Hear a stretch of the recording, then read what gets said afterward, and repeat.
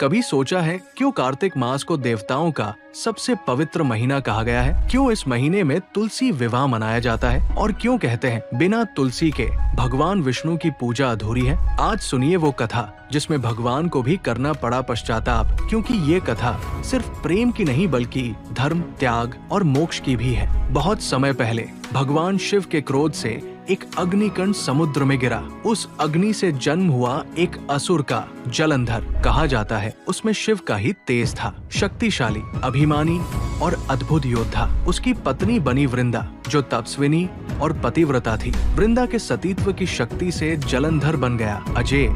उसके सामने देवता भी झुकने लगे। देवता भयभीत थे। उन्होंने भगवान विष्णु से प्रार्थना की, प्रभु, जब तक वृंदा का सतीत्व अटूट है, जलंधर को कोई नहीं हरा सकेगा। विष्णु जानते थे अगर जलंधर जीवित रहा तो अधर्म फैल जाएगा।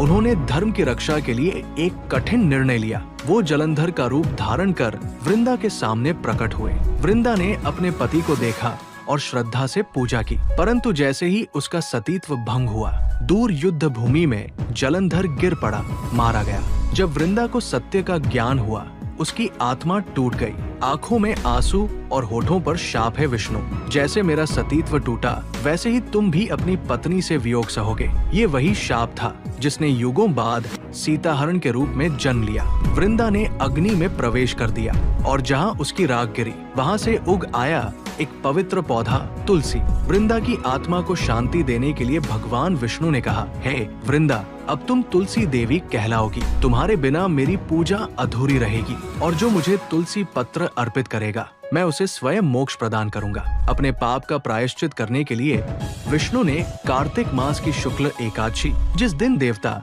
4 महीने के विश्राम के बाद देवोठनी एकादशी पर जागते हैं, स्वयं तुलसी से विवाह किया। उस दिन से आज तक हर वर्ष कार्तिक मास में तुलसी विवाह होता है और माना जाता है इस दिन का दीपदान, स्नान और दान 100 जन्मों के पाप मिटा देता है। ये वही महीना है जब विष्णु की कृपा, शिव की शक्ति और तुलसी की भक्ति तीनों मिलकर इस धरती को प्रकाश से भर देती है। अगर आप भी इस कार्तिक मास में तुलसी के पास एक दीप जलाएंगे तो उस रोशनी में झिलमिलाएगा स्वयं विष्णु का आशीर्वाद। जय तुलसी माता, जय श्री हरि।